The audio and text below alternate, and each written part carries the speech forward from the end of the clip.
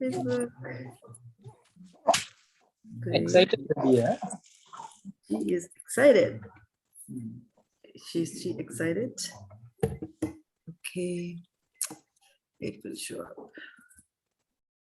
All right, so we are ready to continue with our reading, and here we are.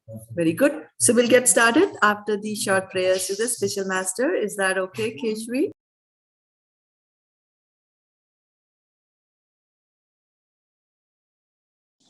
Of course. Hare Krishna. Hare Krishna. Hare Bol.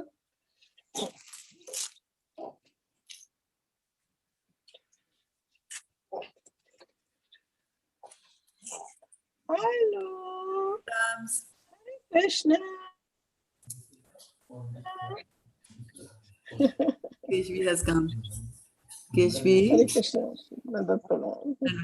Hare Krishna. Keshvi, should we get started, Keshvi? You want to listen to Krishna Katha? Huh? Yes. Okay, very good. So Waiting. we will get started now.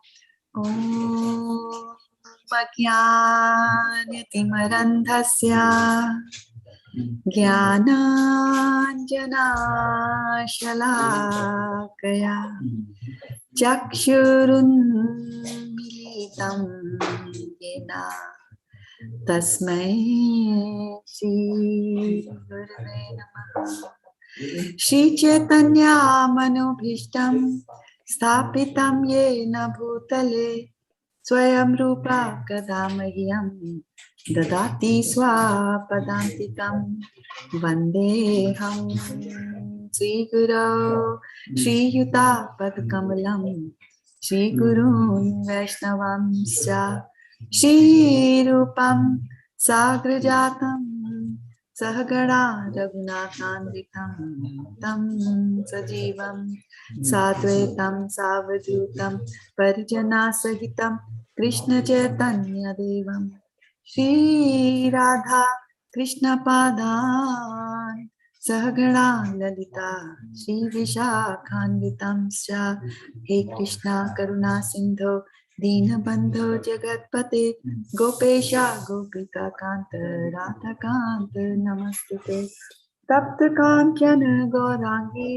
Radhe Vrindavaneshwari Vrishabhanu Sute Devi Pranamami Hari Priye Vancha Kalpatarubhyascha Kripa Sindhubhya eva cha Patitanam Pavanebhyo Vaishnavebhyo Namo Namaha Gaur Premanande Hari Hari Bol. Okay, so we will get started with our session on Bhagavad-gita. And does anybody remember which verse are we doing? 534 today, Mataji. 534 today. Did we do 533? Yes. And when did we do 533? Mataji, 333 we have to do. We have to do 333. Okay. Oh, no, sorry. Sorry, Mataji, I missed the... I was reading, so... I'm so sorry. No problem. Okay. I'm glad you're reading 5. Okay. So chapter number 3, like we said earlier, is about Karma Yoga, right? And the reason for that is after describing Sankhya Yoga and going into the intricacies of Bhakti in the second chapter, Arjuna is completely confused and he thinks that, you know, in any case, he's saying, I don't want to fight. So why should I fight? And, you know, I don't have to do any work. So he's completely confused between whether he's supposed to work or whether he's not supposed to work, whether he's supposed to join the war, whether he's not supposed to join the war, right? And then Krishna in the third chapter across all these 32 verses has been talking about it, why it is important, especially in the beginning stages, to work, right? Later on, when one is very advanced in devotional service, it doesn't matter whether they are working or whether they're not working, right? They have crossed the material boundary, so to speak. But as long as we are here in this material world, and as long as we are in the shackles of material energy, then we have to work. And in this chapter, he's talking about Karma Yoga. And so basically, you have to do, but he's also emphasizing that do things for Krishna. And in the previous verses, if I'm just going to bring up those previous verses from 33, just to do a quick recap, because last week we did not do 32, right? So it's been some time. So I'll start from verses 30 onwards, right? So actually 27, right? And in 27, he says, it's a very famous verse, 3.27, Prakriti kriyamanani gurha karmani sarvasaha ahankara vimuratma kartaham iti manyate. So he's saying that that's the soul is under the influence of the material nature, and he thinks that, I am the doer, I am doing everything, and it gets to our head.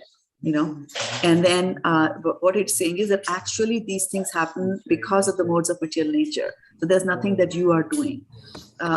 What it basically translates to, if I give you an example from chemistry, which is that, if you take an atom of 2 atoms of hydrogen and you take 1 atom of oxygen and you apply pressure on it, then you get water, which is a very interesting thing, because oxygen helps in combustion, in fire, to raise a fire, and hydrogen itself is a very combustible gas. It catches fire very quickly. So both these, one helps in fire, other it's itself very inflammable. But then when you combine the two together, you get water, which is used to destroy the fire, like that. But so if a scientist is thinking, or even an engineer or any worker sitting in the, in a factory and is saying that, I'm applying pressure and I'm creating it, he's saying, no, you are not the one who's creating it. It's the fact that the material energy and the material world is like that. These are the rules of material nature, and they are very, very stringent. And so they are, wherever you take hydrogen and oxygen and put them, in the right condition and apply pressure, you are going to get water. It's going to happen. These are the modes of material nature and laws of material nature. Anybody who's born is going to die. So far, we have 100% success rate on death, right? Nobody has defied that yet, like that. So Krishna told him that this is what it happens, like that. And then, but foolish people think otherwise. And then he says that, when a person is in knowledge of the absolute truth, so he's jnani, right? So then he knows the difference between, working for yourself, Atmindriya Priti, versus working for Krishna, which is Krishnendriya Priti. Right? So then in the next verse, which is verse number 29, Krishna said that we forget that we are the soul, we get bewildered by the modes of material nature, and then we get attached to it, right?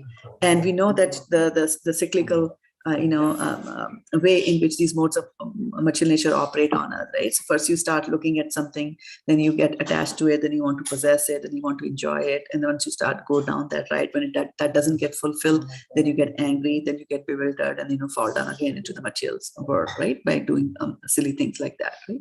So the jiva soul is very, very much bewildered by the modes of material nature. So we all have to understand that. The key thing here is the modes of material nature, and it will come up again later on also. Right. So then if we are a soul and we have to work, and we are bewildered by nature and naturally by the modes of material nature, which are very powerful, then what are we supposed to do? So then he said that, Arjuna, whatever you have to do, you do, but you surrender your works to me.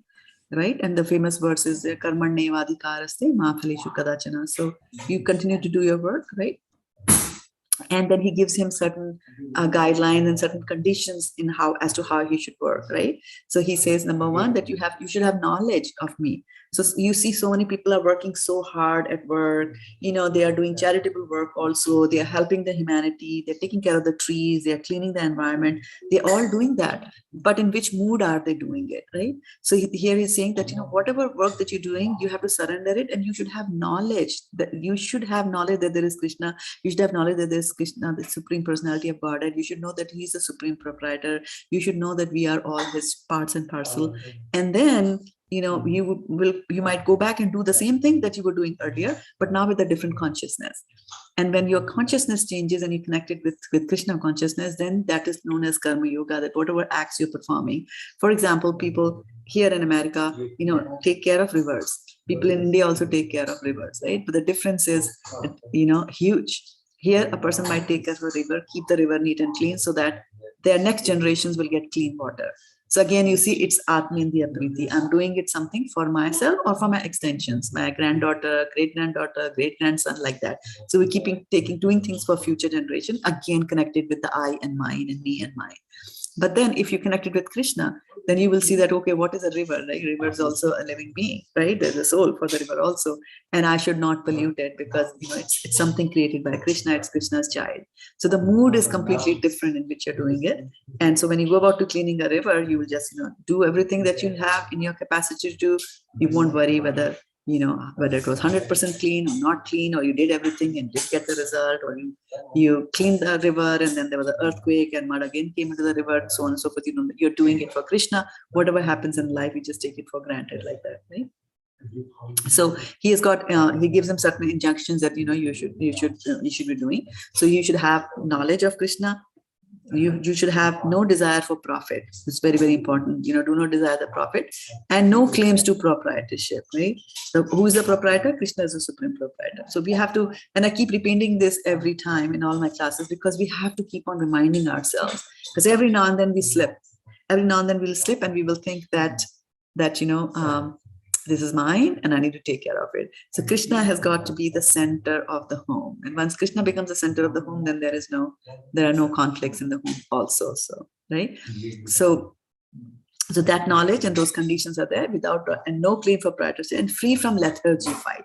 And this is the beauty of, how Krishna uses and what a smart man he is. I mean, when I say man, in that sense, personality, that he's saying that free from lethargy. And why free from lethargy? He's saying fight because he knows that, surrendering all your work to me, knowledge of me, I have no desires for profit. Now, if you remember in the first chapter of Bhagavad-gita, Arjuna was saying, Kinno bhogena rajena, right? So he was saying that how will I enjoy the spoils of war?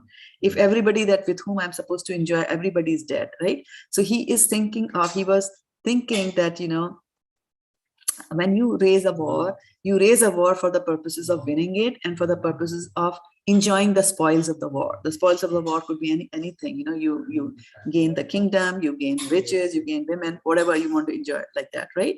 So when Krishna is saying all this, you surrender your work for me without any desires for profit. So Arjuna might just think like, fine, if I should not have any desire for profit, then there is no need for me to fight the war. Because he's looking at this war as a way in which the winner is going to profit in some way or the other, right? So immediately Krishna knows Arjuna's mind. So immediately, even before Arjuna can raise that topic, Krishna is squashing it right now here itself in this verse where he's saying, free from lethargy, fight. Immediately he has told him, right? So don't think that with no desires for profit means that you're not going to work. It's not like that, right? Desiring profit for the sake of Krishna is a good desire for profit also, right? So our desire should be all transcendental. And then he's saying, okay, so what happens to those who follow his injunctions? If you do your work with all this particular knowledge, then he's saying that, then you will become free from the bondage of fruitive actions. And this is very, very important, right? The karam bandhan that happens. And what is a karam bandhan? Why do we say it is a bondage of fruitive reaction? Why do you think? What are your thoughts? Why do you think it's called bondage of fruitive? Why is it a bondage of fruitive reaction? Raise your hands and let me know. Anybody? Yeah. Okay. Hare Krishna Mataji. Bondage increases when we work for ourselves, because once we start working for something, and I'm like, I'm working in the office and getting some money, and then I buy something, and then my bondage increases. This is my house, this is my car, this is my iPad, this is my things, my comes in that. And then bondage increases that this is mine, so the bondage is there.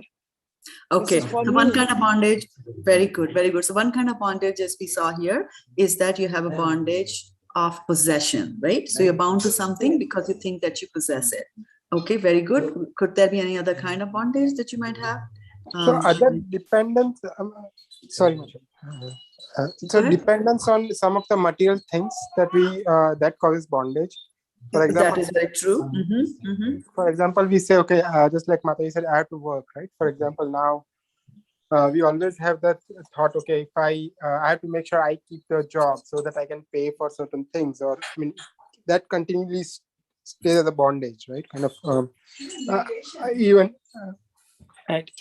Yeah, so that's and Mataji, even kids cause like because we don't see them as an instrument of Krishna, we see them as ours. I say my baby, so that my also causes bondage. Right. So bondage, the possession can not only be for car, etc. Possession can also be of other persons, right, in a life. So that is one type of bondage of possession. Second type of bondage is that because of that, right, because of our desire either to enjoy or to avoid miseries, right, Yes. we get bound back to performing certain actions, right? Like if you're like, for example, it starts from me, mine only. So this is my car. Now, because of your car, because the fact that you have a car, do you think you have to take some actions? What could be some actions you have to take because you have a car and it is your car? You have to maintain it. Yeah. You have to maintain it, right? Pay And insurance. yeah. So in order to pay insurance, what do you have to do? Make Keep the job. money. You have Make to work. money. So you see how these bondages are increasing. This is the bound. So now you can't leave your job because you have to take care of the car. So you see, it's a rope that is binding you to your job. You might not like the job, but then in order to maintain the car, and it could be anything, you want to maintain your car, your kids, your home, or whatever, right? So then it needs the bondage. Sometimes the bondage can also happen, right? There's a fruitive action. You want to enjoy something. I want to enjoy the position of a vice president in an organization. Now, okay, fine. Now you work, right? And you can't take vacation, you can't do this, you get into politics and all that. So all these things I'm going to call you bondage. But if you're doing things for Krishna, it's saying that you become free from bondage. You don't, because fruitive action means you're trying to do things for yourself. So that bondage and any bondage, and these bondages can actually cross multiple lifetimes, right? It's not that the bondage will be over here. What if you had a desire and then that did not get fulfilled in this lifetime, right? Because you desired it, it is bound to be fulfilled. How many lifetimes it's going to take for you to fulfill that desire? Who knows? It depends on the desire that you had, time, place, and circumstances. But it will be fulfilled because Krishna is Uttrishta Anumanta, right? He's watching you and he's going to give you what you want. And this giving and asking for material things will, if they don't get fulfilled in this lifetime, is guaranteeing that you're going to come back again to fulfill that desire, right? Like that. So it's a complete bondage, which crosses across death and goes over and gets carried over to the next life, right? So this is for the good, that those who follow his injunction, and then those who do not follow his injunctions, he's saying that what's going to happen, they are actually, this was pretty bad. He said that they are ruined in their endeavors of perfection, right? And ruin means like it's ruined, like ashes. You can't bring anything, ashes back to life, right? Unless you are a mystic like that. And so now Krishna is now going back. We talked about it all started with the three modes of material nature and prakriti kriyamanani, and the person thinks that he's the doer, and so once you are the doer, then the results are also coming from you because of you, and then you get attached to whatever are the consequences of that result that you get. So now here in text number 33, which is our text for today, we'll just go in a little bit and bring up this text in Sanskrit first. So it says Satrisham cheshtate swasyaha prakirte jnanavanapi prakritim yanti bhutani nigraha kim karishyati. Now this is a very important verse, and very, very important that helps us in making life decisions. And that's why Bhagavad-gita is said to be the manual of life. If we follow this verse very strictly in our life, right? And let's look at the synonyms and do our Sanskrit round here. So Sadrishim means accordingly, right? So, well, sentence is starting with accordingly. Most likely it will get connected to something else later on. Cheshtate means to make endeavor, rise. Swasyaha, by his own, like swa means own. So swasyaha means by his own. Prakriti means the nature. Gyanvan is learned, one who has gyan, right? Like you have balwan. Balwan is one who has got bala, right? Buddhiman, right? So gyanvan. Right? So gyanvan is learned, api, although, prakritim, nature, yanti, undergo, bhutani, all living entities, nigraha, repression, kim, what, karishyati, can do. And let's look at that. Let's look at what it is, verse is telling us. So it says that even a man of knowledge, very, very important thing, Even a man of knowledge acts according to his own nature, for everyone follows the nature he has acquired from the three modes. What can repression accomplish? Let's see what Prabhupada has to say. Srila Prabhupada ki jai. Unless one is situated on the transcendental platform of Krishna consciousness, he cannot get free from the influence of the modes of material nature, as it is confirmed by the Lord in the 7th chapter, 7.14. Therefore, even for the most highly educated person on the mundane plane, it is impossible to get out of the entanglement of Maya simply by theoretical knowledge or by separating the soul from the body. There are many so-called spiritualists who outwardly pose as advanced in the science, but inwardly or privately are completely under particular modes of nature which they are unable to surpass. Academically, one may be very learned, but because of his long association with material nature, he is in bondage. Krishna consciousness helps one to get out of the material entanglement, even though one may be engaged in his prescribed duties in terms of material existence.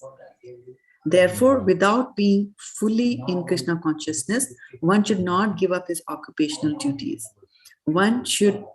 No one should suddenly give up his prescribed duties and become a so-called yogi or transcendentalist artificially. It is better to be situated in one's position and to try to attain Krishna consciousness under superior training. Thus, one may be freed from the clutches of Krishna's Maya. And it's a very interesting thing that they are talking about, becoming fully Krishna conscious. And he's saying that, you have to take guidance of a good teacher, a good spiritual master, right? For example, when students try to apply for colleges, they're trying to go to the best college. Why did they try to go to the best college? Because they will have the best teacher, right? That's why those colleges are best, right? So similarly here also they're talking about like go to a good teacher. And who better teacher than Srila Prabhupada, giving such fantastic teachings to all of us. And once Srila Prabhupada's disciples were talking to him, and they were having difficulties handling Maya and all, the activities that Maya, can throw at you and situations. So one of them said that, "Oh, Srila Prabhupada, Maya is so strong." And then Prabhupada said, "No, Maya is not strong. You are weak." Right? It's a very heavy statement. It's a heavy statement. So if I am weak, then what do I do? So work to strong ourselves. Sorry, go ahead. Work to strengthen ourselves. Work to strengthen ourselves, right? So we notice that in our real life also. When we use the word weak, what are some of the things that come to our terms? What type of person will you define as weak in general terms in life, not just spiritual, in any aspect of life? Not enough strength. It doesn't have enough strength. Okay. Easily susceptible. Easily susceptible. Yeah. So no strength of mind. Maybe not able to do day-to-day activities. Something. Not able to do certain activities. Yeah. Yeah. The person listens everything whatever other people says to him or her. Okay. Right. Very good. Not a strong will. Very, very nice, right? So we see that whenever we talk about people strength and strong, we are talking about bodily capabilities, whether it's a gross body or whether it's a subtle body, right? And it's like we were saying, not having enough strength. So what is the meaning of not having enough strength? Like sometimes as people get old, they say muscles lose their power. So you have to strengthen your muscles, go to the gym, work on a special kind of a gym machine that will strengthen wherever the problem is. Like the doctor will go and tell you that. So similarly, we have to strengthen our devotional muscles also. Otherwise, we'll be very weak over here. And sorry? Yes, Mataji. Sometimes, Mataji, mentally also we become very weak. Yeah, subtle body. Yeah, subtle body. Yeah. Yeah, very nice. Yeah. So both the gross body and subtle body. So when we say that, how can we strengthen it? Well, if you're just hovering on the gross and the material plane, it'll be like, okay, your wrists are bad. You are not able to grab things properly. Okay, do this exercise. Go to the gym and pull a particular type, 50-pound load or 10, 550, depending on the situation. And so they will help you to strengthen your gross muscles, right? And so here, what we're talking about is that get a good spiritual master. And we hear that about spiritual master. Mukam karoti vachalam pangum langyate girim. So just as there is some strength, some strength that gets bestowed at a person who's lame, that even a lame person can start to cross mountains, right?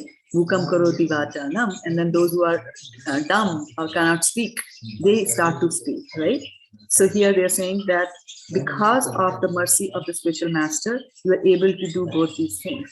You're able to get the strength to do that. So similarly, when Prabhupada said that Maya is not strong, you are weak.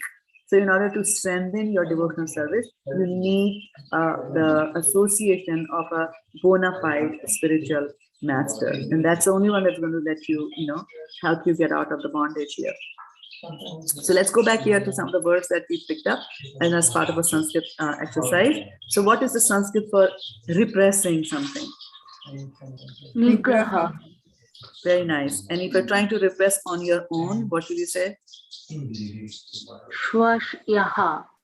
Swasyaha. Very good. And who are the living entities in Sanskrit? Bhutani. Bhutani. Okay. And we're talking about material nature. So what is that? Prakriti. And if somebody has got knowledge? Jnanavan. Jnanavan. Very nice. And then if somebody is trying to do something, attempting, endeavoring? Karishyati.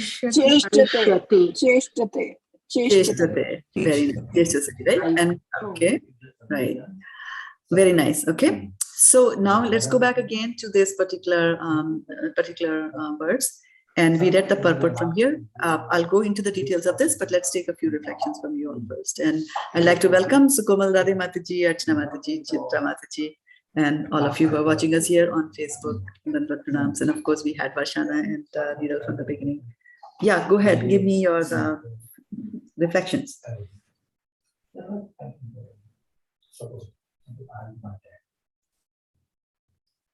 Any thoughts that come to your mind from reading this? Yeah.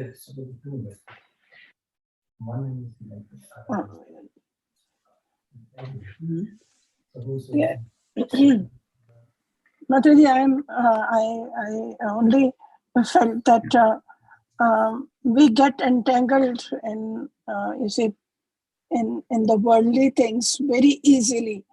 And if we are in Krishna consciousness, like you buy a house and then you keep on giving the mortgage and you can't leave the job, and you are totally entangled, and you become a Baddha Jeev. As it is, you are, but it becomes more. But if you have given away everything and you leave it to Krishna, and you feel, why do I need such a big house? It is better to buy small. You sell it off. Whatever principal you get, you buy in that house, and in that money you buy a house, and you are free from mind, and then you can concentrate on Krishna. And then you are totally, you can surrender to him without any difficulty. Whatever you do, it is for him. So I feel that it's an interesting point. Yeah, it's an interesting point that you bring over here. So, and we have to be a little bit careful of that path, right? Renunciation is a path, right? It's definitely a path. But are we in a situation or in a position and a level to be able to renounce? And this is what renunciation Arjuna already did in first chapter, right? He renounces Gandiva, set it aside, and sat at the back of the chariot saying, I'm not going to fight, right? He had done that, right? But here in Karma Yoga, what Krishna is saying is that you don't have to necessarily give up everything.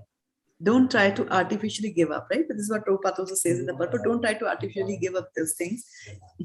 For example, right now, I don't know how many of you would have noticed it, that my background looks very different. Yes, Mataji. You Yes. notice that? Yeah, because Yes. I'm in San Jose, in Kalyani Mataji's home. So I was out doing book distribution here in San Jose. I got late and I knew that you guys are going to scold me if I'm late. It would have taken me an hour to go back home. There was no way I could have started the class at 6. So I requested her that if I could use her home to do this, right? So to do the Bhagavad, the class to you all. So I'm here. And also, she has given us one of her bedrooms so that we can store Srimad Bhagavatam and then distribute them there, right? So, and this is what I'm just saying that, and this is exactly what Krishna is also saying, and he's also saying to Arjuna that, you don't have to give up the war. You don't have to give up the victory. You don't have to give up the fact that you will be the ruler of the whole world. You don't have to do that. But whatever you are doing, whether it's fighting or whether you're ruling the world, you have to do it as an activity for Krishna, right? So it doesn't matter if you have a 16-bedroom house. It's okay. And if you're working really hard to get a 16-bedroom house in San Jose, and the purpose is that I want to invite devotees into my place, and I want to conduct kirtan, I want to use my house as a storehouse for Krishna's things, absolutely, to be done. Do it like that, right? So keep that subtle thing in the mind that we don't have to necessarily give up, because a lot of people just ask, should I get married or not? I'm married, should I give up my wife or not? It's all kinds of things. Like, it's not like you have to give up. Sthane sthita.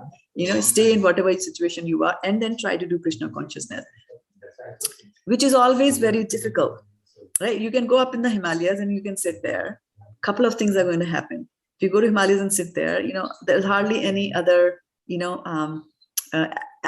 item or object over there that will bring out the verse in you. I mean, it can still, if you see other devotees there up in the Himalayas. But what I'm just trying to say is that, being away from the humdrum of life, a person can be up in the Himalayas and doesn't see any Lexus. We remember in India a long time ago, more than 25 years ago, there used to be a television called Onida. And Onidas, for the advertisement, what did they say? Neighbors envy, owner's pride. Right? This is complete. See how much focus it is on the material possessions, that when you possess this, see, your neighbors are going to be envious of you. My neighbor is envious of this. I'll be very happy with that. I possess an Onida television. You see how this is going, and how the advertisements are also fanning that spark of materialism that is there in people, right? And advertisement and then television is broadcasting all of that and reaching out to people to pollute their minds, right? But up in the Himalayas, you might not have anybody else with the Onida television or a Tesla car like that. So where is that? So you might just think, where is the enemy? But remember, who is the biggest enemy? Maya. Mataji, one reflection in general about what you just gave an example of the house, right? Because it's a combination of different things, right? I think like you think, okay, I should get a bigger house so that maybe the mindset is to be able to serve Krishna or use it in that activity. Now, for that, we'll have to keep a high pay or job, right? So that becomes a circle to some extent. So then I just feel that just to keep us Krishna consciousness, we need a lot of devotee association on an ongoing basis. So I think that's what I was getting, and at least what Varshna Mata said, I think that was also what we were thinking. Why do we even have to try for anything bigger? Do we even have to try it? And then we try to justify our desires, saying, "Hey, we'll do it for Krishna." To try to achieve that, but then as soon as we get that, we have to make sure that we remember Krishna and use it for what we had thought at the intent at the time of trying to achieve that. Yes. Very good observation, because padam padam yat vipadam natesham, right? And again, always remember, it's not that Maya is strong, we are weak. So after getting all this, somebody works very hard, there's a danger that you might think kartaham iti manyate, right? And then I get all that, and I'm doing this for Krishna, I'm doing this for Krishna's devotee. That thought can also come to our mind, right? And that is why he's saying that you have to be under the guidance of a spiritual master, right? The thought that I am going to, get a better job, I'm going to move my job and get a better job, so that I'm going to use all that in Krishna consciousness, a better house, or I'm going to get a limousine car so that Jagannath can sit in the car for Jagannath Yatra. I can do anything like that, right? But a spiritual master knows.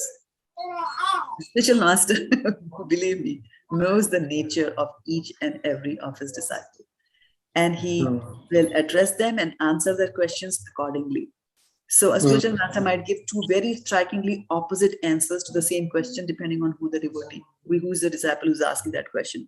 So like you pointed out, association of the devotees and guidance, as Prabhupada said in this purport, guidance of somebody, like a guru, could be Siksha Guru, Vartman Prachak Guru, Diksha Guru, some sort of guru. You need some kind of a teacher, and we need that guidance everywhere, all the time, right? I mean, we go to school, we spend 16 years going to school to get guidance from teachers, right? So, and which is for something material. How can we expect to do spiritual things on our own, right? If for something as simple as that. So we need guidance every time, right? We go to the doctor for guidance, we don't do things on our own, right? We need a doctor to diagnose. Why am I having pain over here? Why is this happening to me? Why is that happening to me?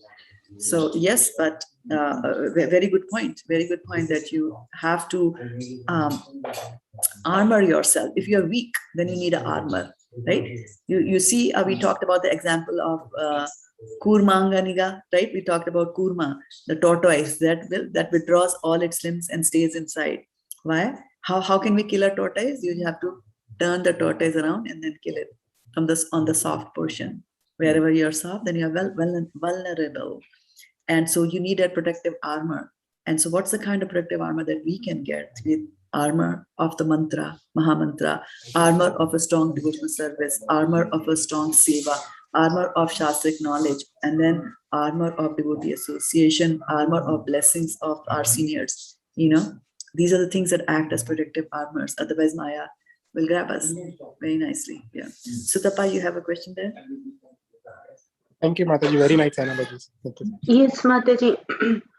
Mataji, about the big house, suppose we have a desire, yes, we can arrange the kirtan or we can bring devotee to stay at our home. But if we cannot afford to buy a big house, then what will happen? There are many people who have big houses. Just associate with them and arrange a kirtan in their house.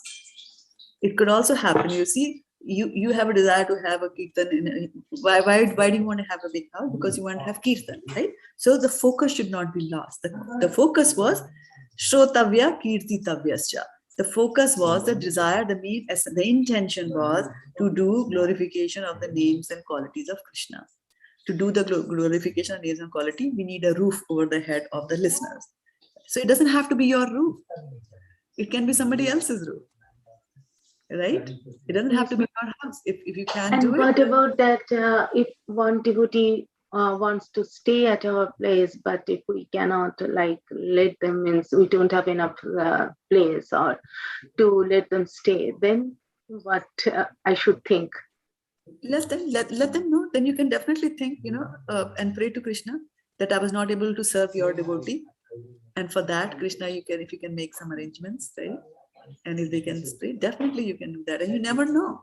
Your husband might get transferred to another state where, for the same money, you can get a palatial house close to a Krishna ISKCON temple, and then devotees come and stay in your house like that. Right? Okay. So Thank you, Mataji. Yeah, you never know what's there. So having those kind of desires, they are genuine desires, yeah, and bona fide desires to have. Varshana Mataji. Hare Krishna Mataji. Mataji, King Pratap, Rudra Pratap or Pratap Rudra? Pratap Rudra. Pratap Rudra. Pratap Rudra. Mataji, he was a king, and he really wanted to serve the Lord. He wanted to do. He was so keen to meet the Lord, Chaitanya Mahaprabhu. But Chaitanya Mahaprabhu, was avoiding to meet him due to the social, restrictions, so that he had to teach the people that a sannyasi doesn't go and meet the king. Now, in such case, if a person who is very dedicated and wants to do it, But because he has perishable house and he is a king and he is in the dress of a king, then Mataji, we will not be able to meet the Lord. I mean, I was just thinking, suppose I am a king and want to meet the Lord, and then I won't be able to meet the Lord. It's better not to be a king. Okay, now here's go. Go back again to King Prataparudra's story. Did he meet the Lord finally or not? Finally, he met. Then, as long as he have the desire, see? So, and who helped him? Who arranged for that meeting? Who told him to go and massage the Lord's leg in the garden? Who told him to do that? I mean, like disciples, right? Devotees. Disciples, devotees. Devotee association. Devotees are like Vancha Kalpa Taru Bhyascha. Kalpataru, their desire trees, they fulfill your desires. They fulfilled his desires, right? Although he was a king, right? Although he was a king, and see, Chaitanya Mahaprabhu's activities are meant for preaching to others, right? So he's a sannyasi, he has to teach to the other sannyasi, this is how it's going to be, right? And then, of course, if there's a genuine person, he will meet the genuine person, but he just won't jump in, because what Mahajana Yena Gathasa Pantaha, right? What the great men do, then others will follow. So he has to first set the right example to others. So as long as you have that desire in your heart, as long as you have a very strong desire in your heart to serve the Lord, it will be fulfilled. It will be fulfilled. And there's a very famous verse in Srimad Bhagavatam, and I'm forgetting, and it says that that the Lord, if a person can keep on asking the Lord for material benedictions, and the Lord will not grant them.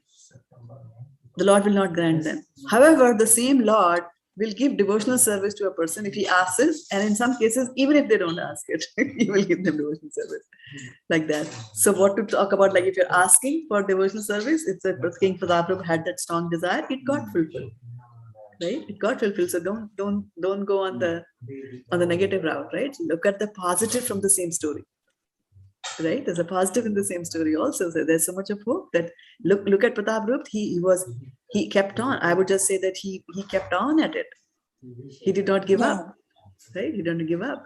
And he was a king, and he was sweeping the floor, the road in front of the Jagannath thing, right? It requires a lot of it. It was not karta ham iti manyate. He was, I'm the king. He didn't have that ego in him. Yeah. Suksuko Malrade Matji. Thank you, Bhataji. Thank you so much. Yeah, like you said in the beginning, what did you get out of this verse? I was just thinking that no amount of higher education or academic qualifications can get you anywhere, because we are so much in the clutch of Maya. So at every minute, if you stay in Krishna consciousness, you're still able to do all those things that you strove for, like to get higher education and everything. But just to not get entangled with Maya, it's very important all the time, every minute, to remember to be in Krishna consciousness. Absolutely. 24/7. Yeah. Thank you. Thank you. Thank you for bringing that up. Yeah. And too much of Gyan also sometimes spoils the whole fun. Like I was saying in my last lecture, the one before that, I remember, when I was young and didn't have, I still don't have that, too much knowledge about what exactly is beauty. And people analyze beauty a lot, like Mona Lisa's smile is being analyzed by so many people still, right? So many years after the painting was made. And so people just analyze, like, why do some people look beautiful? And so there's a big analysis that happens, and I was never into that. Anybody who, the film stars and all the new actors come, she's very beautiful, she's very beautiful, she's very beautiful, like that. And then till somebody sat me down and spoiled the whole fun for me. They said, look at her. This much is the forehead, and look at the chin. Chin is so tiny. There should be some proportion. Look at this eye. It's not the same as this eye. And the whole joy was lost after that, because that's what I started doing. Next time, you see, so too much of Gyan about something is also not good. And I had said that in the context of Krishna's devotees versus how a Gyanman thinks, right? And so when a devotee plunges into Krishna's pastimes. He is in the feeling, he's in the emotions, he's in the rasa, he's in the bhav over there, right? For example, Parikshit Maharaj, he's listening to stories of Krishna and Srimad Bhagavatam that the demons are coming and they're attacking Krishna. And he's afraid. As the narration is going on, he's like, oh my goodness, this is going to be killed. Is it going to be killed? Oh, what's going to happen? What's going to happen? Like that. He's in the moment, he's enjoying the rasa. What is it that the Jnani will do? Jnani will sit down and he will rationalize the situation. He'll say, okay, Parikshit Maharaj is listening to the story, after Krishna has already left. When did Krishna leave? When he was about 125 years old. Okay, so this means he must have survived this attack by the demon. Fine, I know the climax. Krishna is going to win. See, the joy got spoiled just by applying so much of your brain into it. So in Krishna consciousness, when these bhavas go, just go with the flow. Otherwise, somebody was to look at the behavior of Chaitanya Mahaprabhu, they might just say like, what is this? Crying so much. Like the Bhagavatam gets soaked with water. This is not what exactly is going on there, right? So too much of Gyan is also not good. It spoils the fun for you.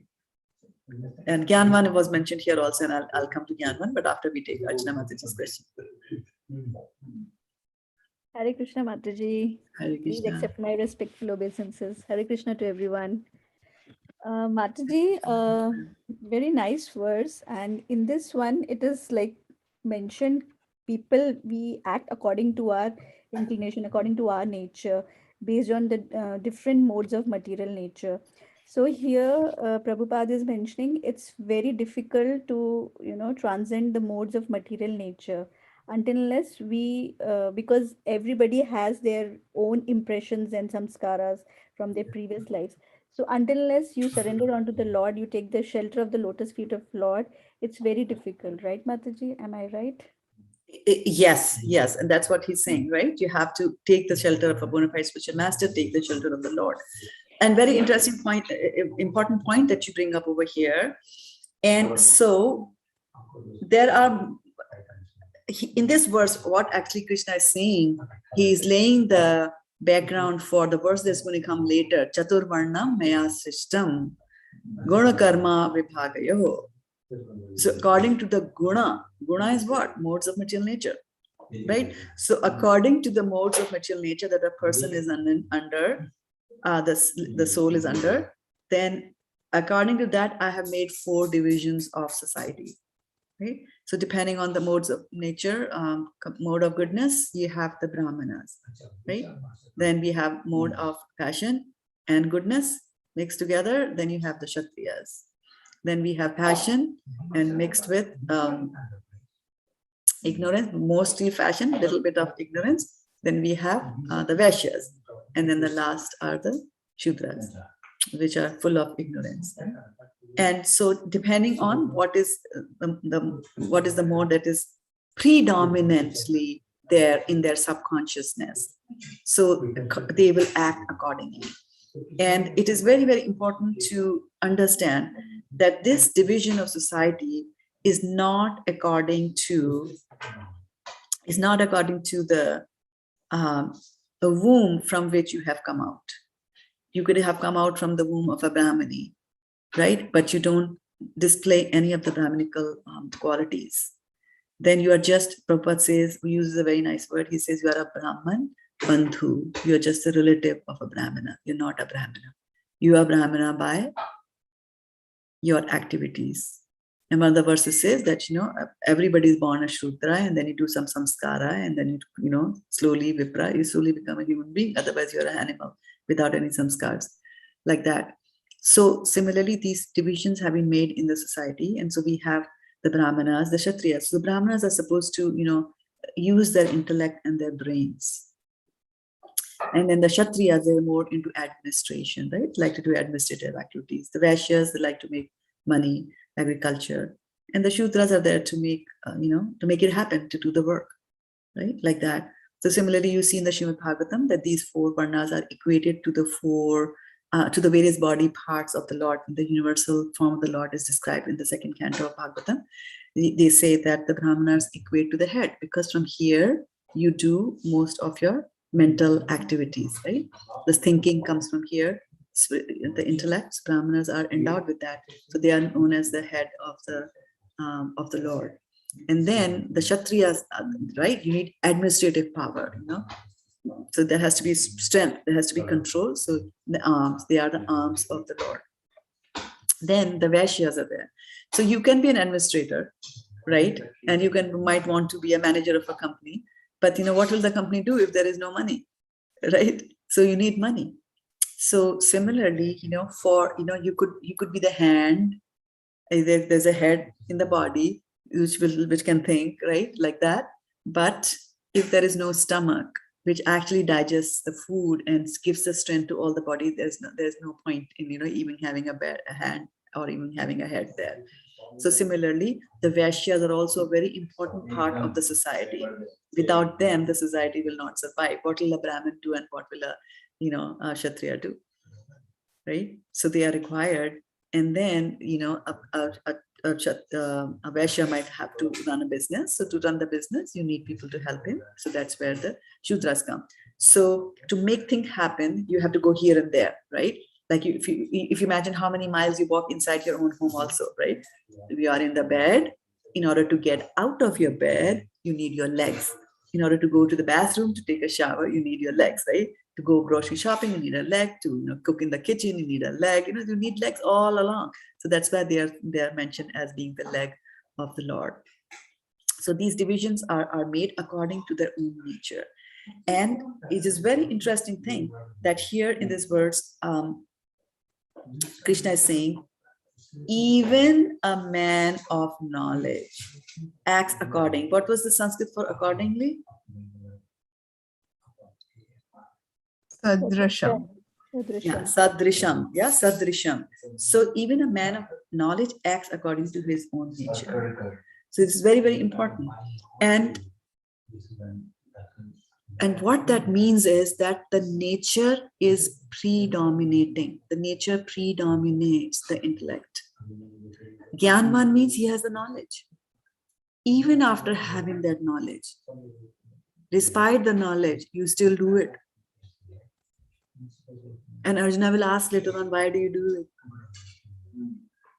As if impelled by some force, and Krishna says, it's lust only, Arjuna.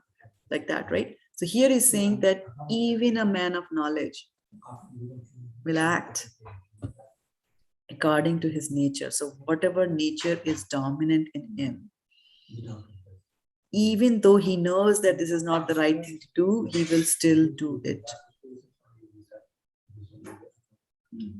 So now here he's saying that so everyone follows the nature he has acquired from the three modes. So now here's the thing. What does it mean to follow the nature you have acquired from the three modes? Which basically means that if I'm a Brahmin, right? A Brahmin is supposed to be kind and compassionate. They're supposed to be intellectuals, right?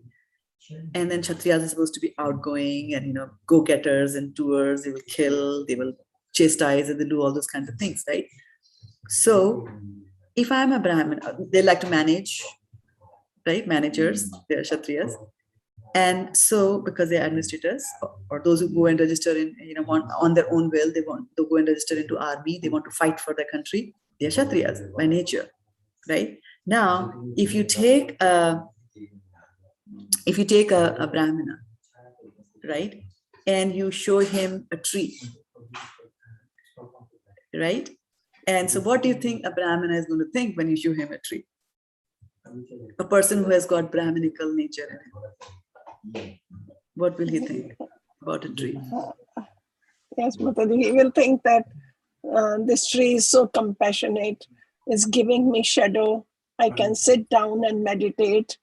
So all those thoughts will come to his mind for the tree. Any other thoughts will come to the mind? It's giving us fruits. Mm-hmm. Any other things can come to the mind about the tree?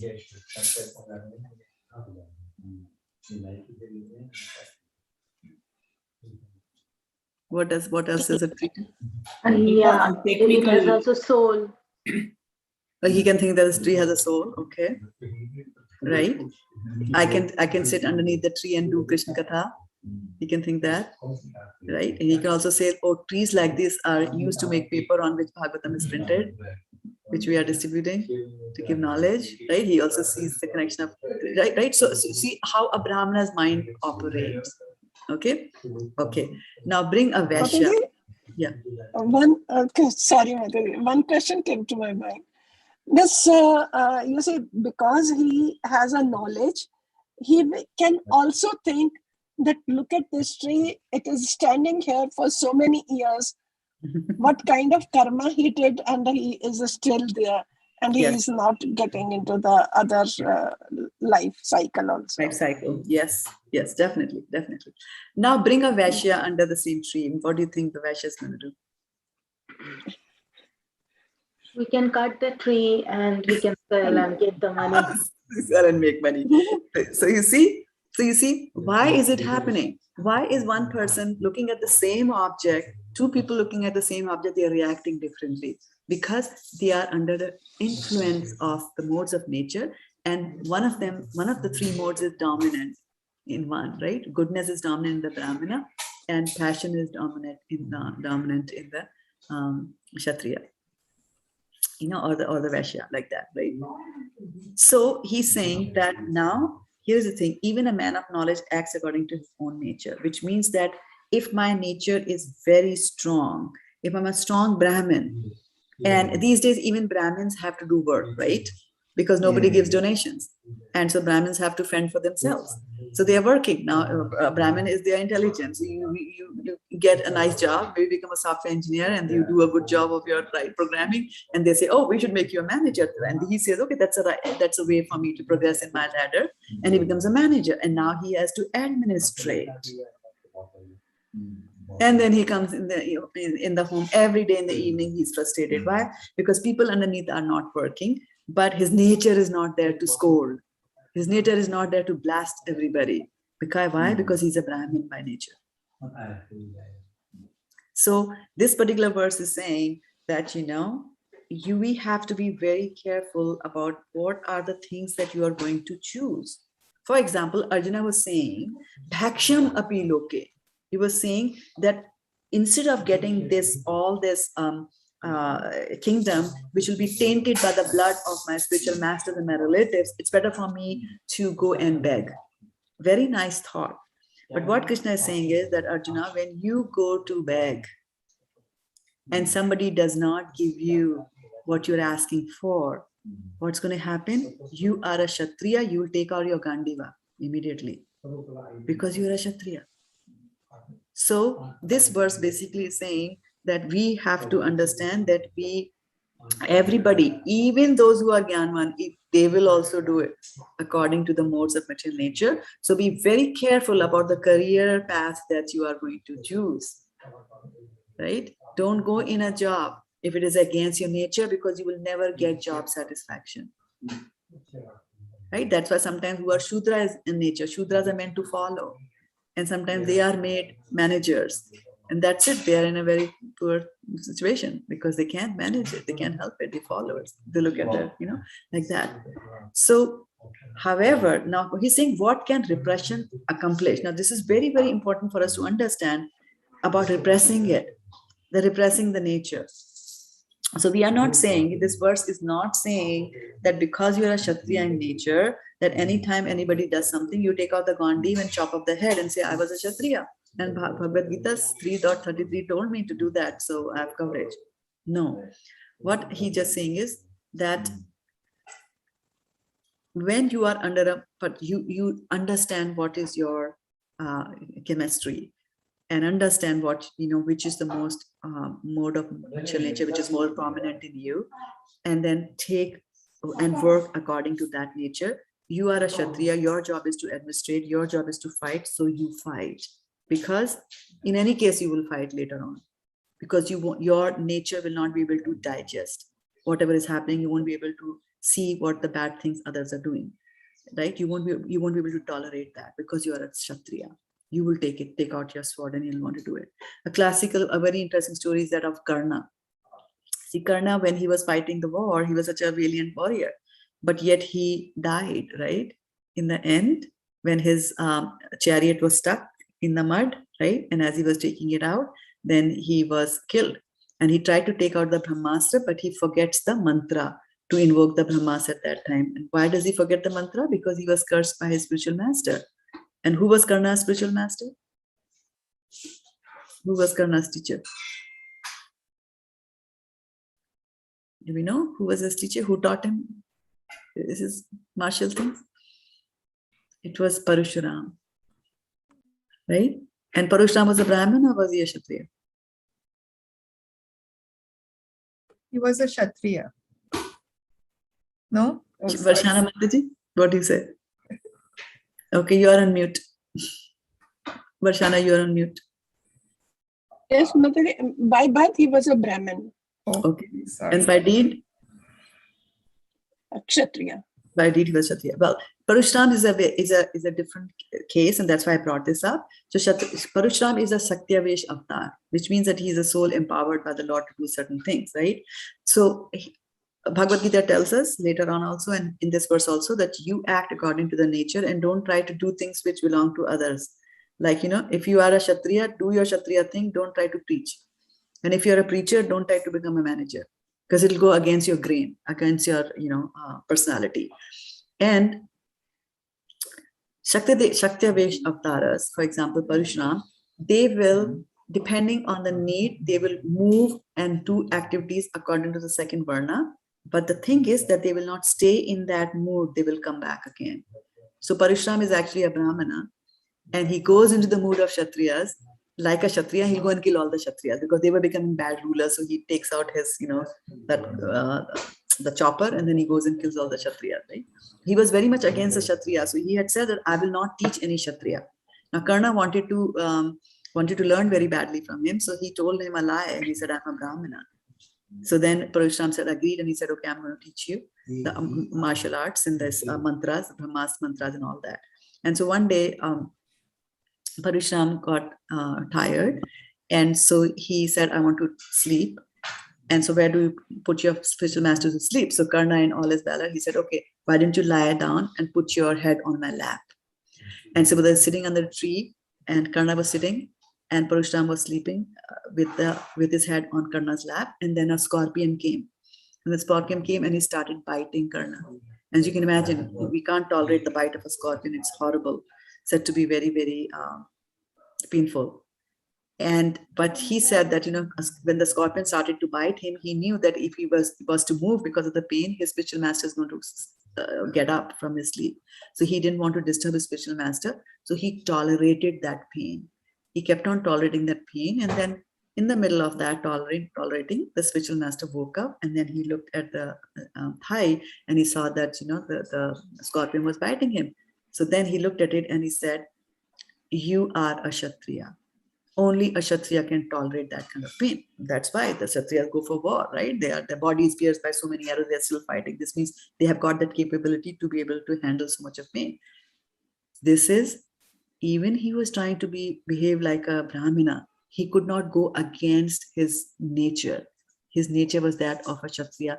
He was able to tolerate it. And then he gets cursed, and the rest is history. But the main purpose that I am wanting to point out over here is that you cannot go against your nature. But then what can repression accomplish? This is a very, people can twist that sentence and use them according to whichever way that they want to do. But that's not the point here. What he's saying is repression. Well, you have to repress other things, right? Your strong desires, strong urges, you have to repress them. Right? You have to control them.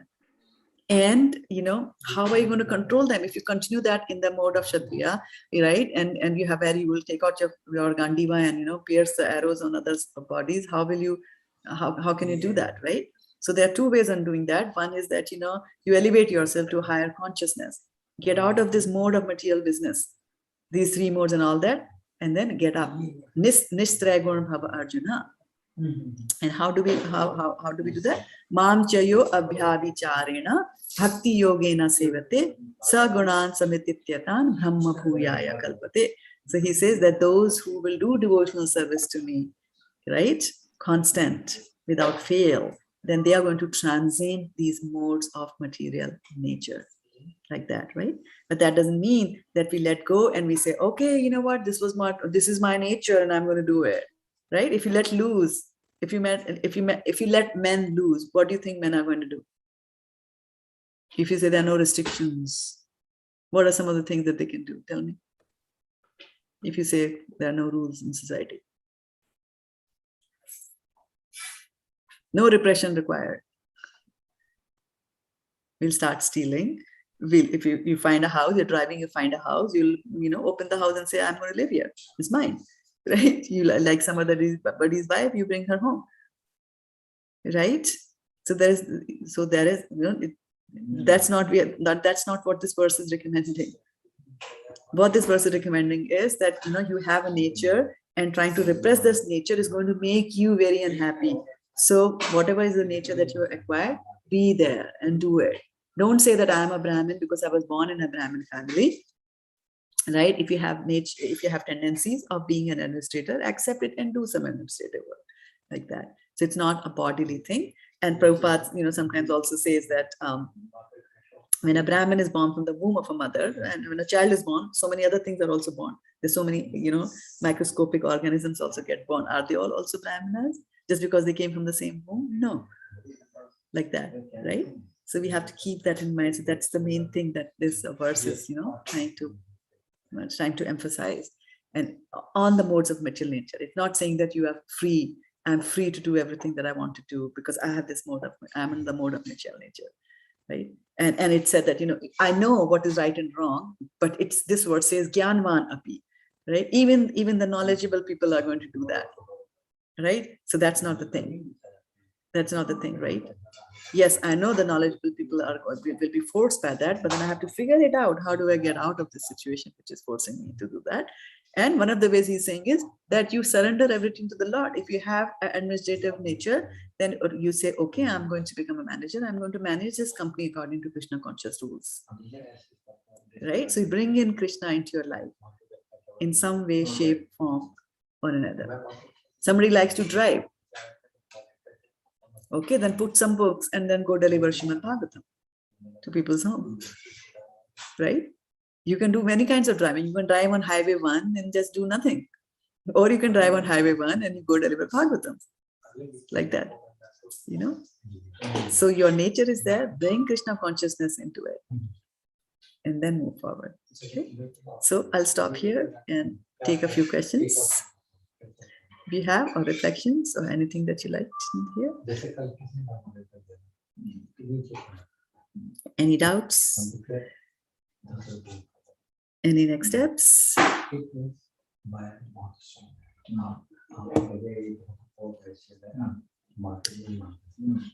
Hare Krishna, Mataji. Mataji, I have a question in this regard only, like the modes of material nature. So, as it is said in this verse, every human, or I guess every living entity, they are, inclined towards their own modes of material nature as they have acquired. So, is there any way, Mataji, like how to, because we'll be acting in different modes depending upon the situation that comes. And here, Prabhupada ji, he is mentioning, unless one is situated on the transcendental platform of Krishna consciousness, he cannot get free from the influence of modes of material nature. So does that mean like we are doing devotional service to the Lord, but until we are completely free from this modes of material nature, we cannot be like situated on the transcendental platform? Does that mean like a pure devotee of the Lord who has actually attained the love of Godhead, or a self-realized soul, he only is, he only can transcend the modes of material nature? Like us, we are to, anyways, we have fallen soul. I mean, I'm talking about myself. So in that ways, I was just thinking, like, if we constantly remember Krishna, even though we do, but sometimes we tend to forget, in that case Maya comes into picture. So how can we I mean, be more devoted to Krishna and constantly remember him all the time? Because in chapter 8 also, Krishna is telling Arjuna, tasmat sarveshu kaleshu mam anusmaryudhya cha. So every time constantly you remember me, Arjuna, even though you're fighting. So So I you try have, right. So two things I wanted to emphasize. One thing about what this verse and the context in which this verse is talking, and then we'll talk about your part as well. So what this verse is saying, that you cannot go against your nature. And what that means is that suppose you are a forgiving person from your heart, very compassionate to others, very Brahminical in nature, and I make you the policeman. You take that job of a policeman. What's going to happen? The moment the thief starts to cry, your compassion will come up and you like to pardon that. Is that the right thing to do? No. Right? So even if you try to repress those feelings of compassion, they are going to surface and you will act according to that. That is what this particular verse is saying, right? And then I had mentioned from 14.26 that Sagunan Samitityatan Brahma Bhuyaya Kalpate Mam Chayo Abhyabhicharina, those who do devotional service to me, right? Non-stop. So how can you do non-stop devotional service to the Lord? First, you have to create an ambience. And so many of us tell us, right? My relatives are coming, or I have now gone to office, this and that. And now my devotional service is suffering because of this. Why? Because the association is not there. And that is why there are 5 important items for devotional service that is said. And the first important item is that, you should have, not in that necessarily in that order of importance, but all 5 of them are important. There are actually 64 and they have been reduced to 5 for us in Kali Yuga. And so reading the Srimad Bhagavatam is one of them. Association of devotees is another one. Doing devotional service is another one. Right? Residing at a holy place is another one. Right? So when you do all these things, and of that, chanting the holy names of the Lord. So when you do all these, you're creating an ambience around yourself. Right? If you have devotees around yourself, then you are bound to have prasadam. If you surround yourself with non-devotees, then the consequences are there. And then you will forget. Right? If you look at, like, this was something so very interesting that I heard in when I first came to the temple, was I was helping in the kitchen way back in San Jose temple, and one Mataji, she dropped something to the floor, and I immediately said, ouch. And she simultaneously said, Krishna. So you see, if you hang around with the ouches, then if you're hit by a bus, the words that will come from our mouth, the last words that will come from our mouth will be ouch, or something worse. And then if you're in the association of devotees, it would have become your habit that anything goes, which was not the norm, you still say Krishna, right? So this way you are remembering Krishna 24/7. So that's why association of devotees is very, very important to have in life. Mat chitta mat gata prana bodhayanta parasparam kathayantas chamam nityam tushyanti charamanti cha. So what do devotees do? They sit and they talk about Krishna, right? You are all from different parts of the world here. You all assemble on a Saturday. And what do? Do we talk about the stock? Do we talk about politics? Do we talk about the jewelry we bought? Do we talk about our clothes? We talk about the house that we sold? We talk about property rates? Do we talk about crime increase and all that? We talk about Krishna, right?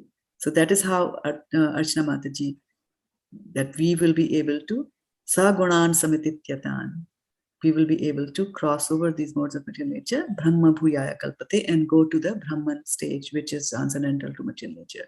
And once you transcend the stage, then these things don't matter, whether you are Kshatriya or a Brahmin. And that's why devotional service, wherever you are, whichever situation, wherever you are situated, and situation could mean which varna you are situated, in which stage of life you are situated, whether you are a brahmachari, grasta, sannyasi, vanaprastha, like that, where you are situated. Are you in a job? Are you out of a job? Are you married? Are you not married? All the various types of situation you can be in such a society.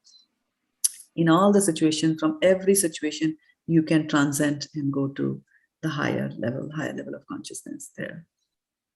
Oh, yeah, thank you so much, Mataji, for bringing that. Welcome. And Mataji, like you have mentioned, association of devotees is very important, if you want to advance in spiritual path. So like day to day life, we come across to various materialistic persons, and they are not very much interested in when you talk about Krishna. So in that case, I'm talking about myself. In that case, how do we, because they don't want to listen about Krishna, they are not interested in chanting. So in that case, how do I remember Krishna? Because they want to talk something mundane, which I'm not interested into. So in that case, how do I handle the situation? Because they're talking, I should constantly chant Krishna in my mind. Like, how do you, Can you just guide me in this thing? Because Yeah, so there is a chatter channel in our head that goes on, right? 24/7. yeah. Right? The mind is constantly chattering to us. And when you sit down to chant, it chatters even more. Right? Anybody felt that, or it's just me who feels that? Right? So one thing that we have to keep in mind is, what exactly does association mean? And this is a question a lot of people ask me, that, oh, I work and my people in my organization, we have lunches and we have dinners and wine is served, and what do I do? And I don't, right? I don't drink alcohol. So, have I become a non-devotee because I went to a party like that? See, association with somebody means that you start to agree with the thoughts of the others and agree with whatever they're doing. And not only do you agree, you also imbibe what they're doing. And the classic example of association Prabhupada gives is when you take an iron rod and you put it in fire, it acquires. It is an association, but not only is it an association, it is also acquiring the properties of fire, right? That fire is hot, so this iron also becomes hot. You can put something which is fireproof, then it won't acquire the properties like that, right?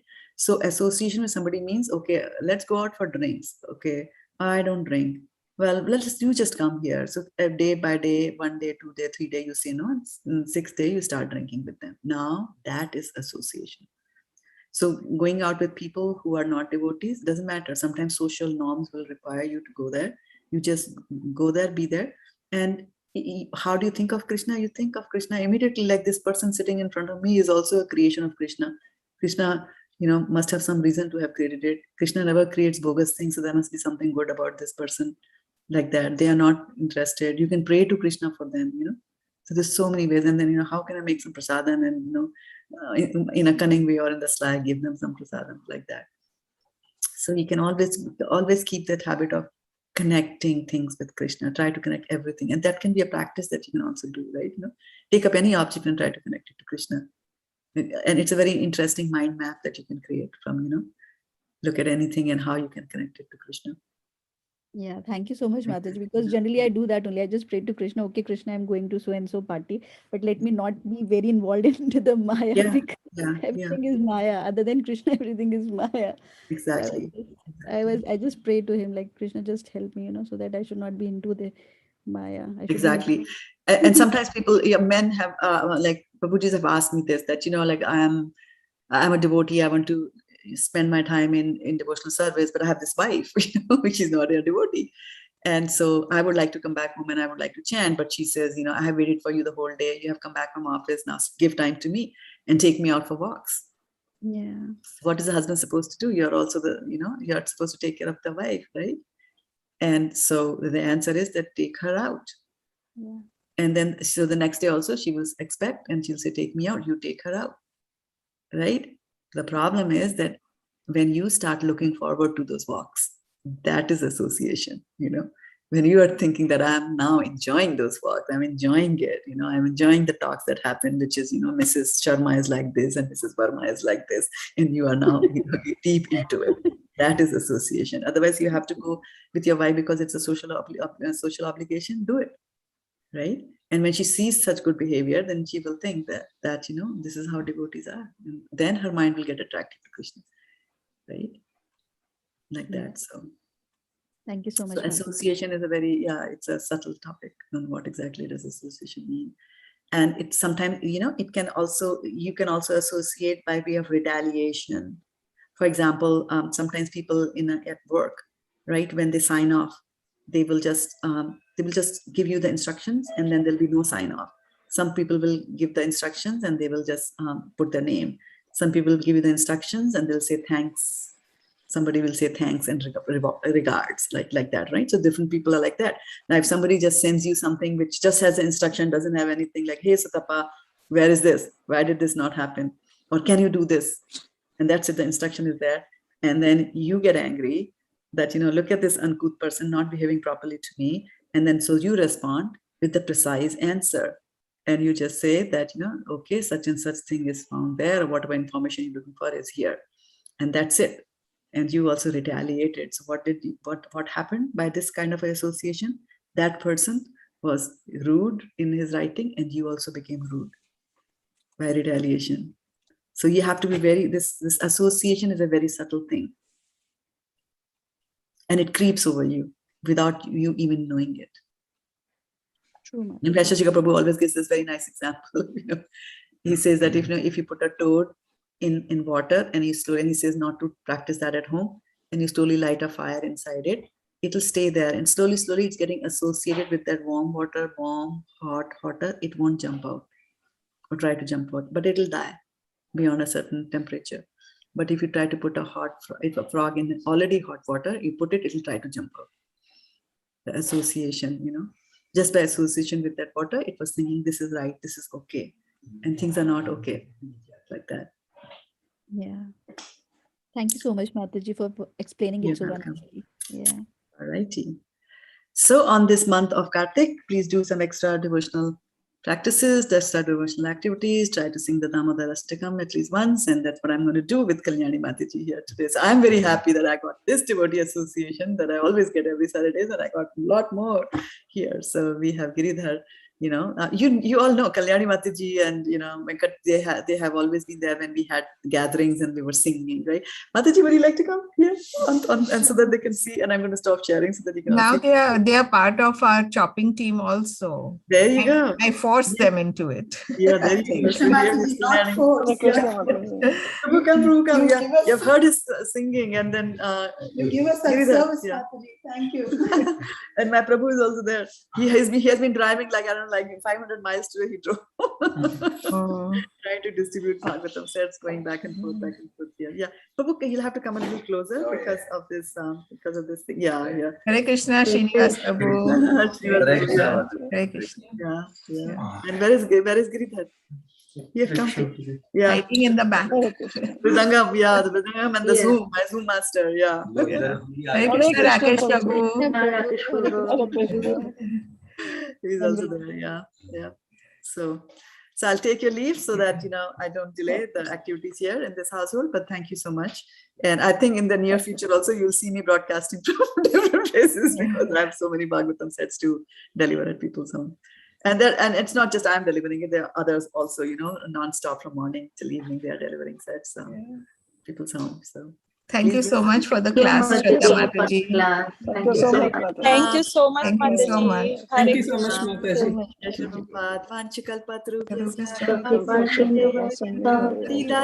Pavanebhyo Vaishnavebhyo Namo Namah. God Premanande. Hari Hari Bol. The class tomorrow at 6:30 a.m., which will be Yes.